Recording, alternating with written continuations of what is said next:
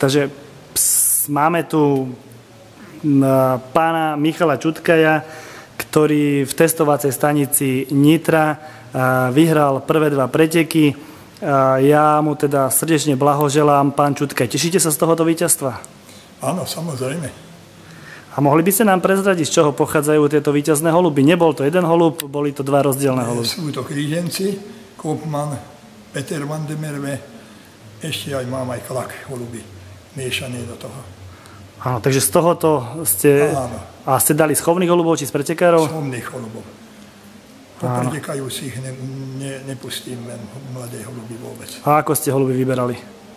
No tak vtedy také mladé som mal akurát na hniezde, takže nebolo extra vybraté. Takže čo bolo na hniezdach, tak ste... Čo bolo na hniezdách, áno. A koľko holubov ste poslali do Nitry? Do Nitry 7 kusov. 7 kusov. A ako sa vám darilo vo vlastnom oblastnom združení v uplynulej sezóne? No tak uplynulý jeden pretek som slabo zaletel, zahraničný pretek, ale ja som bol na vine, lebo som začal pangaminom aj ten deň, keď som košoval. A nezaleteli mi holuby. A inak štvrtý som bol, ako na 4. mieste som skončil a mohol by som lepšie byť, keď ten jeden zahraničný pretek nestratím. Áno, a posledné roky sa pohybujete v absolútnej špičke vlastného oblastného združenia. Teraz kvalitu vaše holuby dokázali aj v nezávislej testovacej stanici. Ste jedným z najstarších aktívnych chovateľov na Slovensku. Koľko máte rokov? 85 budem mať januári, 6. januára. Áno, ako sa 85 rokov, to je krásny vek, aktívne bijete konkurenciu vo vlastnom oblastnom združení. Ako sa holubári v takomto veku? Je to náročnejšie, predpokladám? No, tak musíte snažiť dodržať niektoré stanovy. No tak vedieť lietať, že čo dolská metóda, suchú metódu, alebo prirodzenú, alebo ja som vybral suchú metódu. Suché vdovstvo. Neodchovávajú mladé vôbec, tak tie holuby ostanú fit a tak môžu lepšie pretekať. Lebo mnohí starší chovatelia hovoria, že oni už na tých mladých nemajú. Že už im nestačia, už nestíhajú toto, tamto. Vám sa to stále darí. No, tak ja poviem aj takto, že ešte mám aj vodičský preukaz, ja vyvážam holuby, trénujem a moje najlepšie zbraň bol volakedy, keď som za sebou aj 7-krát vyhral oblast, potom ďalšie víťazstvo som mal v oblastnom meritku. Vždy som vyvážal cez týždeň, aj keď boli preteky cez týždeň. Aj dosť veľkej vzdialenosti. Aj teraz vyvezem až do Senici, aj do, no najďalej ešte aj do Hodonína. Tak. To máte aj 60 kilometrov? To je viac. To je viacej? Aj 100, tak Hodonín k nám 120 autom. Aha, takže po ceste by to mohlo byť nejaký... Nie, 140 Hodonín. Oni kopče... Hodonín, počkajte. Tak 120, 140, tak volaj. No, aj 100 kilometrový tréning. A vy sám vyvážate? A sám. A ktorý deň? Väčšinou stredu a niekedy štvrtok. Záleží, ktorý deň je peknejší. A koľko pretekárov? No tak mám okolo 6-70 pretekajúcich holubov, ale u mňa lietajú aj holubice. A niekedy holubice sú aj rýchlejšie ako samci. Takže 70-80 kusov musíte nachytať, áno, nachytať, dať do auta, áno, do auta, odviesť, vypustiť, zbaliť, vrátiť sa naspäť. Je to drina, ale zvládzem to ešte zatiaľ. Takže ste ešte fit. Fit, áno. A kde beriete to potrebné? Lebo tomu treba asi aj veľa nadšenia, také nejakej vnútornej energie. Kde beriete tú energiu? No tak vždy som ľúbil holuby strašne, už od malička. Mal som 5-6 rokov a už vtedy som, keď začal píliť dosky, otcovi viede, a najdlhšie dosky som prepílil a už som chystal holubníky spraviť. A už škoda, že som za cukrára vyučil a nie za stolára, lebo aj mohol by som mať najmodernejší holubníky teraz na Slovensku. A už teraz viete, no. Zastaralé holubníky, ale zatiaľ čo ešte ide. Keby ste to, prežili ste vlastne pri holuboch veľa rokov, od koľko rokov máte holuby? Koľko rokov? V 47. som začal na otca holubáriť. Na otca, lebo tedy sa od 18 rokov mohol len holubáriť. Takže som nemal ešte 18, tak na otca som začal v 47. Takže to je už pekná história, ktorá sa blíži, keď to dobre počítam, 68 rokom. Ano. Takže je to mnoho rokov z nich bolo úspešných, keby ste mali porovnať to holubárenie v minulosti a v súčasnosti.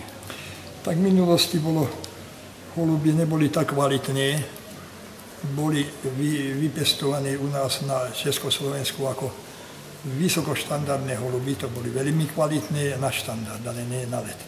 A športové holuby som ja získal v roku 76. 6-8 kusov Krim-Vandenbergov, originálov aj Vallónov. A tedy som mal v Československu najrychlejšie kmene, ako prvý čistý janzenovské holuby. A toto rozmnožil som a lietali tak perfektné tie holuby už potom, že začal som vyhrávať 7-krát za sebou s týma holubama. Len škoda, že som tie holuby už vypustil z ruky. A myslel som, že budem mať ešte rýchlejšie a začal som iné holuby kupovať. Momentálne mám Pitmandersa na holubníku, mám Bossua, mám tam Borgmansov, mám tam Kopmanov v Žiline, čo predávali na dračbe, to všetko od Predanovcov som prevzal, tých Kopmanov. A tie kríženci teraz idú, od Kančára mám veľa Kopmanov aj Peter van de Merwe a tieto kríženci idú najlepšie teraz. A pôvodné tie vanlónske holuby a Vandenbergy, tie ešte držíte? Už mám len pár krížencov a mám pár kusov. Donesol som naspäť dvoch samcov a krížim na Kopmana teraz. A uvidím, že čo to porobá. A prečo ste sa tých holubov zbavili? Prečo som zbavil? Už neboli tak rýchle. Ja som moc príbuznil. Aha. Takže to bol hlavný dôvod. A ešte urobil som väčšiu chybu, lebo aj tedy som donesol iné kmene. Napríklad mal som Fábry holuby, Fábry Sultán a Fábry Heroína, to boli veľkým rodokmeňom. A ozaj po týchto holubov lietali holuby aj na dlhé trate a perfektne. Len toto nepáčili, to boli mladší, kratším zobákom, nelúbilo tam holubárom, tak radšej tieto dlhším zobákom, tie Krim-Vandenbergy. Ja som išiel na fenotyp a tam som zbabral celý chov. Urobil som veľkú chybu, že som na fenotyp a nie genetické, čo najlepšie je, tak toto som mal ponechať a nie rozpredať. Veľa takých holubov som predal, že 5-krát vyhral a predal som. A ešte dokonca takým holubárom, ktorí tomu moc nerozumeli. Takže nespravili potrebný výsledok. Nie, áno. Napríklad do Trnavy jedenkrát som predal Vallón holubicu, 15-násobnú víťazná holubica. Bola obrovská, dobrá holubica. Doletela, nikdy nebola vyčerpaná, keď bol jaký ťažký pretek, doletela jak lastovička, fantázia. Takže hovorí sa o kopmánskych holuboch, že sú pri nich dosť veľké straty, že sa dosť strácajú. Aké máte vy skúsenosti? No tak strácajú, lebo už dneska ako mám 500 holubov a nie 120, jak bola kedy. Keď začal Vallónové holuby a janzenovské. 20 janzenov zakúpil, z toho ostalo len 2 do chovu. Potom zakúpil od Vallóna holubov, tie kríženci potom išli. Perfektný voľaký holub. 48, to bol Müllemans, nie Müllemans, ale Šmiel, ale neviem presne. Tá holubica robila najlepšie. Beatrice Doffer, potom tam Zitter, neviem, ktoré holuby pochádzali. A tieto, čo som ja kúpil, to bol v roku 08, to znamená, že ešte starší, jak dneska už, čo aj povedzme naši kupujú teraz Kopmanov od Nemcov, už to není to ono. A ja mám ozaj rýchle holuby. Klejné dýrk, to pochádza za vnúčku, mám tam doma. Klejné dýrka. Klejné dýrk som páril zase na Peter van de Merwe a ten Kančár mal ozaj ešte roku 2000 doniesol od Kopmana veľa holubov. Aj súdol má z tých holubov. To vynikajúce holuby boli na začiatku, čo mal. Takže doteraz vás držia tie holuby od roku 2008? Dobre, držia, áno, áno. No a keď ja krížim, čistokrvne už toto nepárim medzi sebou, takže skúsim tak, aby som mal odolnejšie a rýchlejšie holuby. A vždy snažím kúpiť. Aj teraz som od Kureka chcem jednu takú holubicu, čo ozaj nalietal u neho veľa. Takže idete po tých výkonných holuboch už? A len výkonných. Také, teda myslel som tak, že také, ktoré už nalietali. Áno, aj také do chovu, áno. Dať. Takže čo plánujete ešte do budúcnosti? Kúpiť tú holubičku a ešte aké zmeny by ste? Mám trafené páre, 4 kusov, ale ľutujem, že som nevyšlo sem dať, akurát rozbili vajíčka, som nedal po tých holubov. Mám tam napríklad zaujímavé, tie čarní, bratia čarní majú tie janzelovské holuby. Áno. Nikde nelietajú a u mňa mám čarný holuba a tam som pári kurekovú holubicu. To fantastické, lietajú po ňom holuby. Mám teraz, volám, že Buffalo Bill, takého samca. Druhý najlepší ročák na Slovensku. Má 4800 nalietaný. Škoda, že neexistuje taký výkon, že ročný výkon. Áno. Je na kilometroch. Má 4800 kilometrov ten holub. Ročný. A od toho holuba a od kurekovej holubice. A kurek mal tam zas holuba Ludoklásen, samca, a mal tam Vandena Vele holubicu. A to je taká tá trafená pára. Holubica je na čárnej holuba, je z toho lietajú fantastické. A dneska som na malé pretekať takým 6-minútovým náskokom budem mať prvé holuba na Nových Zámkoch. Oblastnú meritku neviem, lebo tí farmári nasadia aj 120, 150 holubov, viete, je to ťažko vedieť, že... Dávate dlho holuby do testovacích staníc? Nie, teraz druhý rok. Lani som začal sem do Nitry dávať, prvýkrát som dal v živote. Ľutujem, že som bola, kedy predtým nedala. Neviem, prečo som nedal. Takže vidíte to ako pozitívnu vec? Veľmi pozitívnu. Tu sa rovnako sú krmené, rovnako sú cvičené a tu sa objaví, no tak ktorý holub je najlepší, že? A tento rok ste spomínali, že ste dali holuby do 4 testovacích staníc? Sem som dal 7. Ale dal som do Spíš, do Tatra, Derby a do Štembergu. Áno, pánovi Matuškovi. Jasné. A kto vám pomáha pri holuboch? Nehovorte mi, že všetko zvládate sám. Nikto, sám robím. Nemám čo inšie robotu. Ešte opatrujem manželku. Chudera už, viete, nevládze chodiť skoro. Budem mať veľké problémy. Aha, takže to som sa chcel ešte spýtať, že či vám teda tá pomáha, ale teda asi je teda zdravotne nie už celkom fit.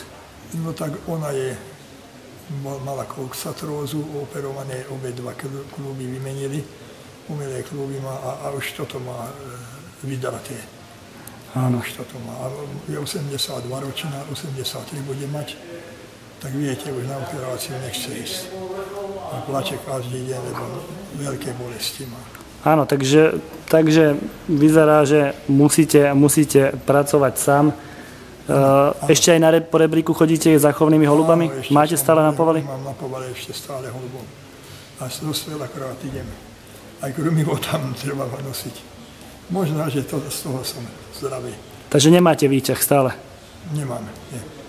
Dobre, tak ja vám prajem, nech sa vám darí, nech dnes na finálovom preteku je už celkom pokročilá hodina, okolo 4:30, ešte zatiaľ holuby neprišli, tak vám prajem, nech sa vám darí tu, v ďalších testovacích staniciach a samozrejme preháňať konkurenciu aj vo vlastnom oblastnom združení, aby teda videli a predpokladám, že to bude inšpirácia aj pre mnohých ďalších chovateľov, že v takomto veku si ešte všetko urobíte. Nemáme, to je horšie, toto je horšie.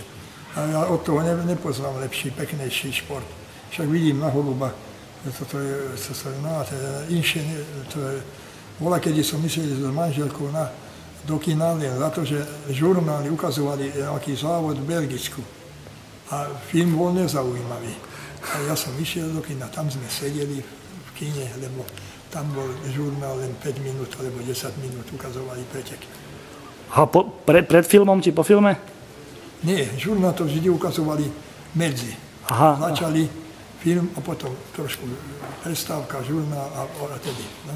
A ste to povedali, že ste vzali v tom kine len kvôli tým holubom? Áno, kvôli tým holubom. A takže prežili ste to manželstvo potom? Áno, prežil som. Tá moja manželka ešte čistila aj holubníky. Bola, kedy sme bývali na Slovenskej ulici, v Nových Zámkach.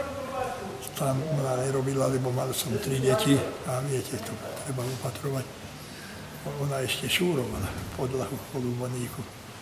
No tak pomáhala. Tak dajte recept, ako takú manželku vybrať. Čo ste dali, aké kritériá? Áno, áno. No povedzte, určite si to pozrú. Nemáte manželku, nemáte? Ale tak ja to myslím tak ako všeobecne. No. Ja viete, že také nejaké kritéria, alebo... No tak od začiatku treba zatrénovať, že musíš to tak, aha, keď to nie je, tak servus, nemôže mi, nie je tam, tak musíš počkať. Môžeš ísť sama, tam a hen, tam a hotovo. Ja nemôžem s holubom. Kde som hovoril, takto vysvetľujem manželke. A manželka pristala teda po 80 aj nejakých drobných teda... A teraz na internete prezrali s Nikolkou, s vnúčkou môj, bola ktorý tréning. Že gratulujem, bol si 5. či 6. neviem, bola ktorého tréningu som bol tu. Alebo nie, neviem, kde som bol. Myslím, že v Štembergu som bol 8. bola ktorom tréningu. A ešte gratulovala, mysleli, že teraz finálový pretek už. Aha. A dali bola ktorý tréning. Takže vnúčky vám pomáhajú a vy pozeráte tiež do počítača? No tak vnúčky nepomáhali, Janko Švarc z počítača zakúpil, pomáhal a teraz už začínam to. Učím, aby som rozumel, vedel a vyhľadával všetko, čo sa... Tak super, tak vidím, že ste naskočili už, že tí vaši konkurenti skutočne s vami budú mať veľké problémy do ďalších rokov. Takže ja vám ešte raz prajem, nech sa vám darí, nech sa vám zdraví, hlavne teda nech ste zdraví a ďalej sa môžete tešiť z holubov. Ďakujem, pán Krajčík, veľmi pekne ďakujem.